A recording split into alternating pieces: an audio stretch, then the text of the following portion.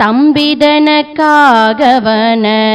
தனைவோனே தந்தை வளத்தாளருள்கை கனியோனே தந்தை வளத்தாளருள்கை கனியோனே அன்பர் தமக்கான நிலை பொருளோனே ஐந்து கரத்தானை மூக பெருமாளே அன்பர் தமக்கான நிலை பொருளோனே ஐந்து கரத்தானை மூக பெருமாளே ஐந்து கரத்தானை மூக பெருமாளே எந்த நுயிர் காதரவுற்று அருள்வாயே.